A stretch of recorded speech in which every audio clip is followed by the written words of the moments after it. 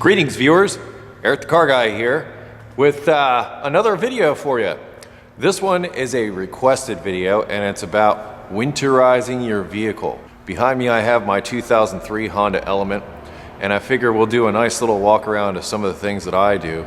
But in addition to that, what I've also done is I've gone out on my social network kind of thing and asked you some of the things that you do in order to winterize your vehicle, and we'll add some of those things in here along the way. Let's get started. All right, for me, of primary concern whenever I'm thinking about winter driving, it's the tires. Everything about your vehicle touches the road in 4 spots, and in my opinion, those are probably the most important parts of the vehicle. That said, there's a few things that you can do with your tires for winter that can help prepare you for inclement weather. First of all is just do a quick inspection of the tires themselves. Something to be considered is a set of winter tires or snow tires. This is actually a really good idea, especially if you're in an area that is prone to getting lots and lots of snow.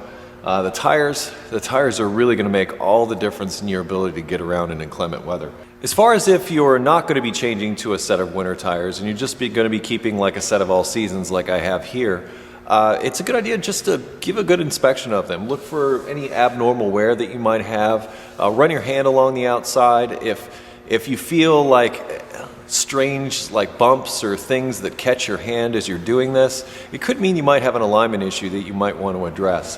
Also, you want to sort of check to see how much tread you have left. And for that, I have a tire tread depth gauge, and then that gives you a reading in 30 seconds and millimeters as far as how much tread you have left. And on this one, it looks like this has, I'm going to call it about 330 seconds left. I would say at 230 seconds, you're definitely due for replacement, but I'm going to add one more thing here. And that is something that also goes along with this winter tire as opposed to an all-season tire kind of argument that I have. And that is that these tires here are probably about 5 years old now. And what happens over time with a set of tires, even though there's plenty of tread left like there is on these, is the tire gets hot as you drive down the highway. Also, it gets hot in the summertime. And then especially in cold weather, you get that heat and it heats up and then it cools down. And that's pretty much the life cycle of a tire. If you drive long distances, things like that, the tire heats up. After you let it sit overnight, it cools down. It goes through this cycle over and over and over again. And basically what happens over time is, even though that tire may have a lot of tread left on it like this one does, it actually can get hard and lose traction. So what may seem like a lot of tread may not be enough tread to give you a decent amount of traction in inclement weather. In fact, I actually want to change these tires out even though they have enough tread left on them. And basically I have noticed that exact thing. I've noticed sort of a loss of traction due to the fact that these tires are getting older. And I'm about 1/32 away from saying that, okay, I need tires. Another trick that people often talk about is they take a penny and they look at the tread depth, and it should be up to the top of Lincoln's head. So if you stick a penny down in your tread and it's above Lincoln's hairline there, you're good to go. If it's below it, you really should get some tires, especially if you're looking at inclement weather. Now let's talk about tire pressure a little bit. Now in the winter months and you're trying to get more traction, it's actually more beneficial to have a little less tire pressure than it is to have a lot of tire pressure. This gives the tire more of a foot because the tire will squish out with the weight of the vehicle on it. So if you take a look at, like on my Element here, there's a sticker that basically tells you the running pressures. And if they give you a range between like X and Y, try to go towards the lower end of that range. According to this, it's 32 psi in the front and 34 psi in the rear. One last thing about tires is tire studs. Depending upon where you live, you may be able to run studded tires in the wintertime. This is a great idea, but you have to keep in mind there are usually certain times of the year that you can run them. So there's like a given date that you can put them on and a given date in the springtime that you have to take them off by. So if you're going to run studded tires, be sure that you're within that window. But studded tires on ice are really great. Once you figured your tires out and you've got all that worked out, it's a real good idea to take a good once over and a good look at your vehicle before wintertime. You want to do your repairs now before the snow falls, because if you need to do repairs after the snow falls, that creates a whole new set of challenges. So you want to try to be preemptive and you want to try to find any issues that you have now. One of the things that I'm going to start with this is lighting. If your lighting isn't working properly, then there's going to be issues with visibility, with people seeing you and your ability to see the road, because lots of times in inclement weather, particularly at night, and the snow's falling, it's kind of hard to see where you're going. So you want to make sure that your lights are working. This also might be a good time to consider auxiliary lighting. Fog lights, anything that are low, that are close to the ground, actually is your best kind of illumination for situations like that. And don't run your bright lights while you're in a snowstorm. That just makes it all worse. Run it with your regular low beams on. If you switch your high beams on, it's going to be even more difficult to see. So the lower the ground the lighting is, the better off. And personally, I prefer the amber stuff. As long as we're on the subject of visibility, let's talk about wiper blades. They have different types of wiper blades, actually winter wiper blades that you can put on your vehicle. Something to be considered. I just have these, which actually work pretty well. I picked them up at the auto parts store and put them on here, but if you're going into the winter season, very good idea to check your wiper blades. And honestly, if it's been a while since you replaced them, just replace them before you go into winter. You'll thank yourself later. And don't forget, you might have one in the back too. As long as we're on the topic of visibility and our wiper blades and all that stuff, something to consider before winter is using a product like Rain-X to put on your windshield. I've actually found this to be very beneficial, particularly in those times where there's a lot of just gook on the road that gets thrown up on your windshield. Having this on there really helps it like wipe away clean. Otherwise, you get like all that streaking and it gets very difficult to see. Visibility is key, pretty much when you're driving all the time. And when it gets to be wintertime, it gets a little more difficult because of the road conditions. Guess what? Stuff also works on headlights. So if you're going to do your windshield, you might consider doing your headlights too. As long as we're on the subject of wiper blades and visibility, we should talk about windshield washer fluid a little bit also. Not all windshield wiper fluids are made the same. In fact, look for windshield wiper fluid that has particularly de-icing qualities. This is good to -20, this stuff here that I picked up. And you know, I mentioned this because even when I was at the dealer, we had some stuff that came in bulk, and that stuff that came in bulk would actually freeze. It was meant for the summer. It wasn't really meant for winter time. So it is important that you get some windshield washer fluid that has some antifreeze capabilities to them. So long as we're on the subject of fluids and things not freezing, antifreeze. Let's face it, if your antifreeze isn't in good shape and it freezes up, and if you're one of those places where it gets really cold, that could actually damage your engine. So what I have here is something called a hydrometer, and what this does is it actually measures the effectiveness of the antifreeze that's in the system. It's quite simple to use. Don't do this while the engine's hot. Wait till it cools down before you take a radiator cap off. But quite simply, you just remove the radiator cap, stick it down inside the radiator, and take a look at the reading on the outside of it. Now, according to this, my antifreeze is good to about -10, -20, right in that range. And that's what this does. It basically checks the specific gravity of the antifreeze and basically gives you this readout. So it's a good idea to check this. Even better idea, if you're due for a service, to go ahead and change it out. Make sure you use a 50-50 mix. Unless you're in one of those really cold places, then consult the outside of the antifreeze jug to tell you basically what protection you need to go down to whatever temperature you need it to go down to. As long as we're talking about coolant, let's talk about your thermostat. The thermostat's going to be the thing that basically is going to make it so that your engine heats up quickly. If you've noticed that there's a decrease in your heat performance or something like that, you might consider replacing the thermostat before it gets cold, particularly if you're going to replace the coolant anyway. Well, you might as well, if you're going to have the coolant out of there, you might as well replace the thermostat also at the same time. Next up, our battery. Battery is going to be super important, well, to get your car started. I know that's obvious, but when it gets colder, the battery has to work harder. In fact, that's one of the reasons why they put one of those ratings on there, CCA, cold cranking amps. And that basically measures the ability of the battery to produce energy at really cold temperatures. Now, before you go into the cold season, super good idea to check its state of charge, so to speak. And a good battery static charge should be about 12.6 volts.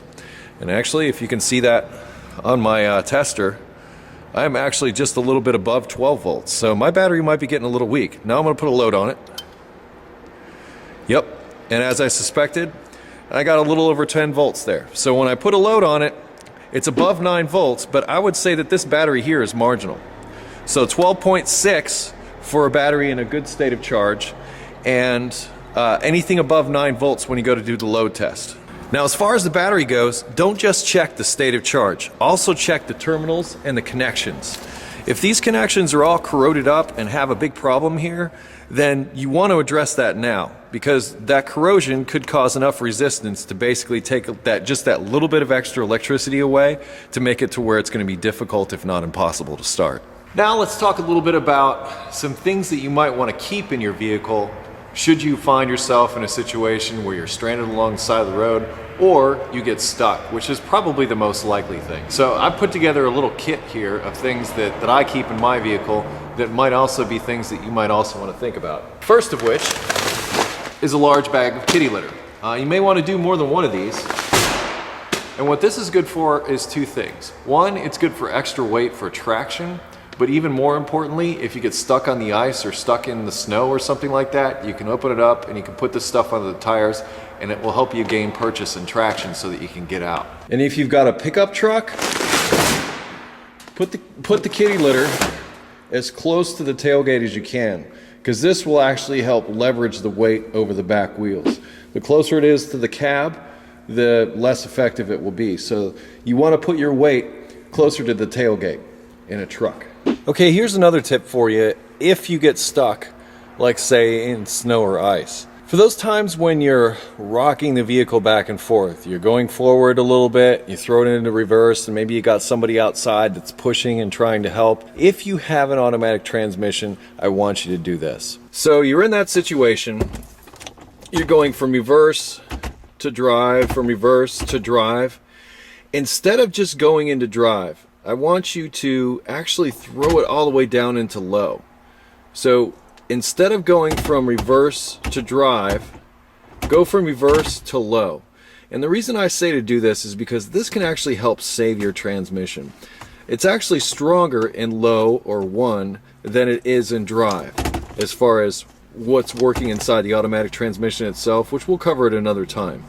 So if you get stuck, you're rocking it back and forth, don't just go from reverse to drive, go from reverse to low, and that will help save your transmission. A couple of other things are obviously a good snow brush, so you can clean it off and you can scrape things. I also have this shovel. It's just kind of a cheap little shovel that can actually extend out. So if I need to dig myself out or somebody else out of the snow, I have that shovel handy to do so. If for whatever reason I become stranded and the vehicle can't run anymore, I keep a blanket stashed here in this box. In addition to that, I've got come-along straps. So if you or somebody else might get stuck in the snow and you're able to help them get out, these straps might help. Now, these are pretty thin straps. They're really not meant for like pulling things out of the snow, but I have done it in the past. So that's just something to consider. But this is a nice little kit. I also have a first aid kit here in the back. I keep some extra rags.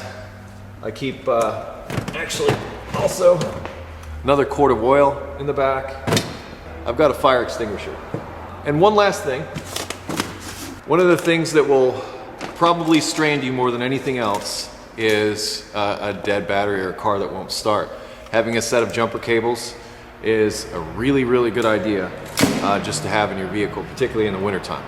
And as long as I'm here getting these jumper cables out, I might as well check the air in my spare tire and make sure that's nice and inflated.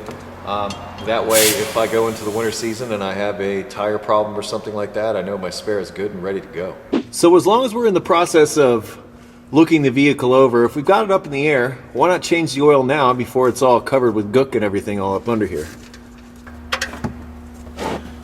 Also, while you're here, look around, check for leaks, check for things that are rusting up or look like they're going to become a problem.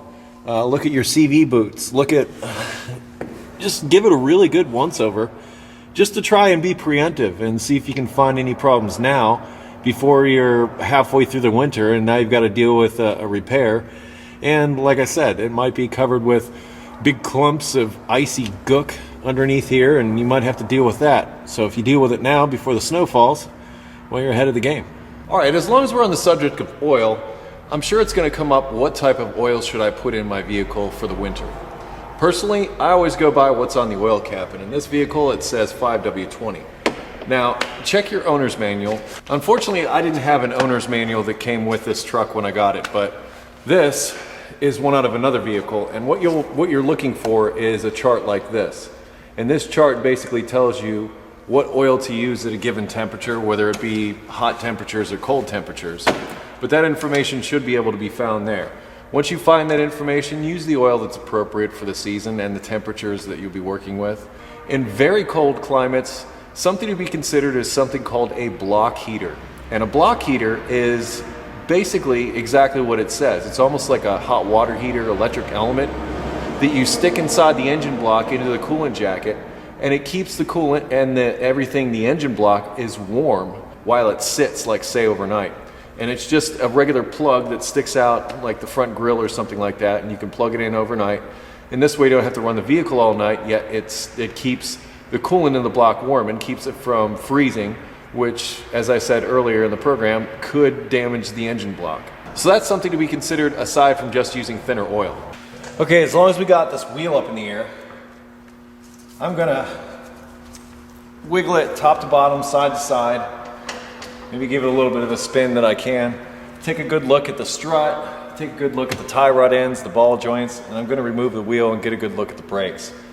Once again, the idea is to get as good of an idea as you can what kind of shape your vehicle's in before inclement weather happens, and then you have to deal with it then. If you deal with it now and it's nice outside, well, you're much better off, and hopefully it will prevent any kind of issues in the future. All right, so like I said, look around at your struts. You want to look for any oil or leaks around this area. You can see I got a small leak here at this boot on this tie rod end. I don't really consider that too big a deal, but it's definitely something to keep my eye out for. CV boots, both outer and inner. Brake hoses, look for any cracks or anything with those. It might be a problem. Check your brake pads. I have plenty of brake pad left here. Although you might want to service the calipers. Go in here and you know, with some silicone paste and lubricate the slides and lubricate the brake pads. That could go a long way during the winter. Once again, a good once over of everything. Might be time to service that differential. One thing I did notice while doing this was this. Check out those exhaust bolts. There's not much left there. But the thing of it is it's also that flange, and that flange belongs to that catalytic converter. So that's a tough call. Maybe I'd be able to weld a new flange on or something like that, but I might have to get a little creative in order to fix that. Check my drive shafts, my U-joints. Gonna shake those, see if there's anything going on there. Right, well that completes the better part of my checklist for winterizing your vehicle. A couple other things here that I'd like to add. The first thing on the list is keep your fuel topped off. And the reason for this is in cold weather, what can happen is inside the gas tank there can be some condensation that happens, and that condensation is water. And that water will separate out of the gasoline and freeze and cause gas line freezing, that kind of thing. So the less air space you have inside your gas tank, the better off you are as far as that condensation is concerned. There's less air in the tank to condense out and cause a problem. I'm not saying it's a huge problem, it's just something that's like a little FYI. So try to keep your fuel topped off. It's also good for your fuel pump. Actually, what burns up more fuel pumps than anything is running your tank almost empty all the time. Actually, that fuel is help keeping that fuel pump cool. A little FYI there for you. As long as we're on the subject of fuel, if you have a diesel, it's recommended that you would change your fuel filter before winter. And also, I believe there's two different blends of diesel. Not a diesel expert, okay? But I believe there's like a winter diesel and a summer diesel kind of thing, similar to there's a winter gasoline and a summer gasoline. So if that's the case, do what you can to run your summer gas out, maybe change your fuel filter, and then run that through. Also, a good wash and wax. In addition to cleaning the windshield and maybe Rain-Xing it in the headlights like I talked about, give it a good wash, give it a good wax. That'll help protect it against corrosion, that kind of thing. As far as corrosion goes, if you're living in a place where there is corrosion, once you start to see rust, it's pretty much all over. And I think any body guy would tell you this. In order to fix it, you have to remove everything and replace it. It's not something that you can sand away and start over. I've had people ask me about this. Pretty much, your car starts to rust, don't fall in love with it. This last thing on my list, all-wheel drive, four-wheel drive vehicles, SUVs in particular. I happen to have one here. Does not mean that you can drive at highway speeds in inclement weather. Just because you have four-wheel drive or all-wheel drive does not mean that you can drive fast when it's all yucky outside, because something you're forgetting. What if you have to stop? But once you step on those brakes, there's no traction and you start sliding. Also, SUVs have a high center of gravity. They have more of a tendency to roll over. So if you overcorrect in steering and you go into a skid or something like that, there's a good possibility you flip over. I say this because I used to drive back and forth from Cincinnati to Buffalo quite often. And especially the area up around Cleveland, that kind of thing, I used to drive in just yuck weather a lot.